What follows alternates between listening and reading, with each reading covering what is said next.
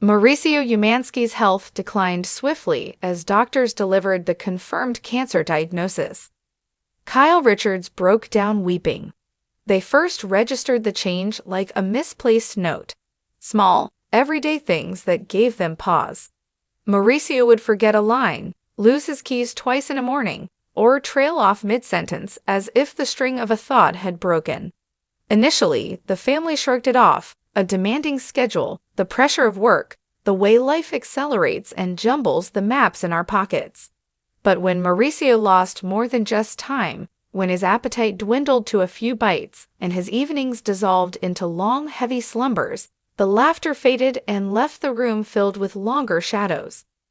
The diagnosis came in its own peculiar language, clinical, direct, and somehow more personal than the family anticipated.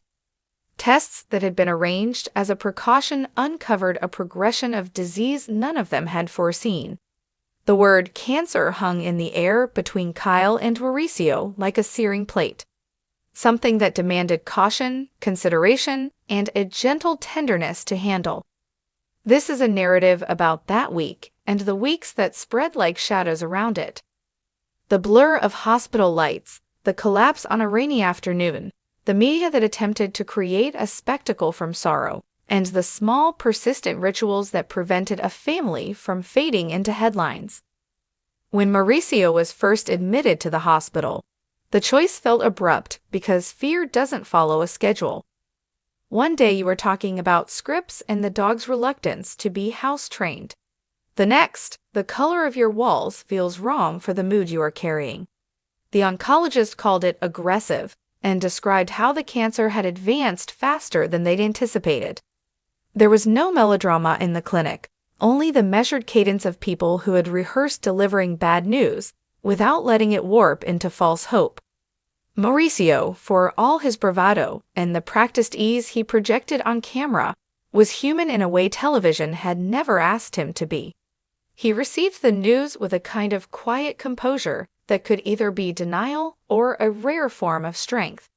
"Okay," he said, which was not an insignificant word. Kyle observed him with the silent terror of someone who loves a person and understands how delicate the structures of daily life can be. The family came together with the awkward efficiency of those who love people intensely. The kids, Alexia, Sophia, and Portia, rearranged their schedules with a discipline that made Kyle both incredibly proud and secretly terrified. Friends were called to assist with the house. The girls balanced commitments to sit in waiting rooms and study. They compiled lists of questions for the doctors and placed them in their mother's hand like talismans. Mauricio was initially placed in a general ward where the air was thick with antiseptic and the world seemed distilled into careful procedures. The doctors went over options: chemotherapy, targeted therapies, palliative considerations. They spoke about likely trajectories and treatments that might slow the disease. No one gave guarantees. The medicine was a map of probabilities, and the shape of the future was still provisional. Kyle moved through the hospital like someone mastering a new trade. She asked questions with the persistence of a person putting together complex instructions. She memorized the faces of nurses and the rhythm of shift changes. She took detailed notes. She learned the names of machines and the general meanings of lab results. The world had turned into a vocabulary exam she could not afford to fail. The media appeared like a wave. Photographers positioned themselves at the hospital entrance. Commentators interpreted phrases into prognoses. Social media feeds swelled with solicitations and opinions. Kyle found herself inhabiting two spaces at once: the physical room where Mauricio rested and a second, virtual room made of screens and headlines. The photograph that showed Kyle leaving the hospital, head down and mascara streaked, would be endlessly repurposed. It became a symbol of distress and sparked 1,000 different speculations. They attempted to manage the narrative with a brief, carefully phrased statement, expressing gratitude for the concern, requesting privacy, and promising that the family would provide updates when possible. It was the kind of language crafted by people who grasped the press's hunger for drama and the family's need for space. But statements are a flimsy shield, words you toss like a blanket into a storm, hoping they hold. On the third night after admission, Mauricio's health worsened quickly. A fever shot up, his blood pressure fell, and the monitors that had been a steady hum became piercing alarms. Nurses hurried in, moving with the kind of practiced coordination that looks choreographed. When they moved him to the ICU, the family felt as if a lifeline had been severed and cast into a turbulent current. The ICU is a different landscape of fear. It's small rooms and glass doors and a rhythm that makes you lose track of time. Machines track every breath. Tubes create a map on the skin. Voices are calmer, more surgical. The doctors clarified that the initial diagnosis was now complicated by a secondary infection and organ strain, the kind of chain reaction that can take even experts by surprise. They assured the family they were taking all necessary measures and that aggressive care might stabilize him. But once more, there were no promises. Kyle's world shrank. She moved in a tight orbit around the ICU bed, the glow of monitors creating halos, and the scent of disinfectant a constant presence. She found a routine in small actions, adjusting a blanket, brushing a hair from his forehead, taking calls with one hand while keeping the other on his wrist. The children watched their mother and father like two poles of a compass, struggling to find their own direction. On an afternoon that started normally and then twisted into a crisis, Kyle stepped out of the waiting room to answer a phone call. She had been meticulously noting the names of friends and medical experts who might offer advice, and the to-do list felt like it was stretching into infinity. Then, in the hallway, a wave of dizziness washed over her, and her legs gave out. The world turned white. She sank to the linoleum, and for a moment, everything went silent. A nurse checking charts caught her arm and sat with her, whispering simple words of comfort. She was given fluids. An attendant called to inform Mauricio's children. The collapse was not dramatic in its presentation, but was utterly devastating in its meaning. It wasn't a collapse meant for an audience.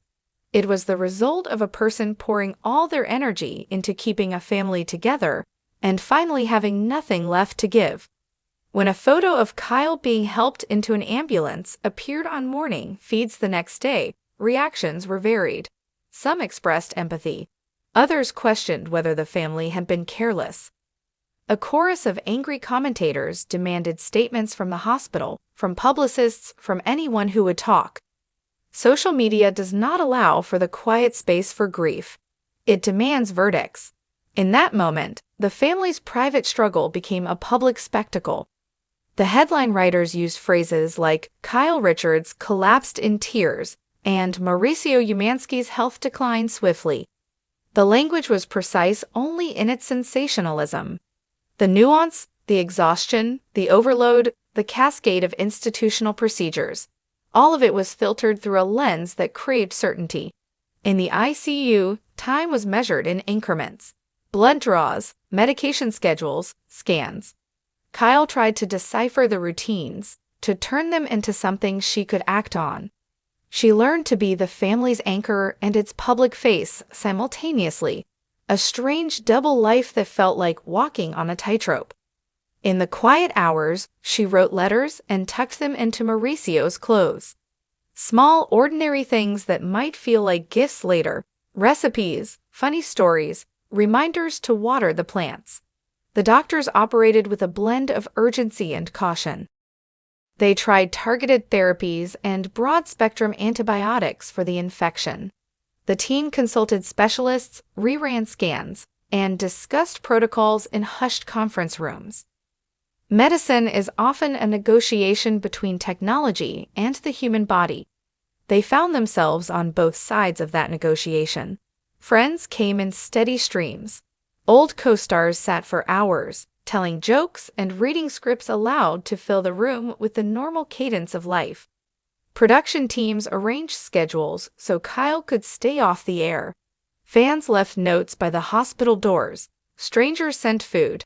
These small acts built up into a framework of kindness that supported the family when the world felt like a tide threatening to pull everything away. As the days went on, there were small moments of relief. Mauricio would open his eyes and respond to a joke, or a machine would hum and show a trend line moving in a positive direction.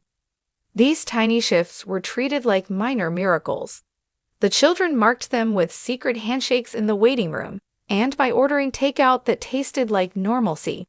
But the progression of the illness left little room for guarantees. There were setbacks, an episode of labored breathing, a surge of pain that no medication seemed to touch for a day, and the family sat on the edge of their seats, breathing in sync with the monitors. Kyle learned to make the small decisions that matter when the big ones are out of your hands. Which flowers to accept, which questions to ask a doctor now versus later, when to rest and when to watch.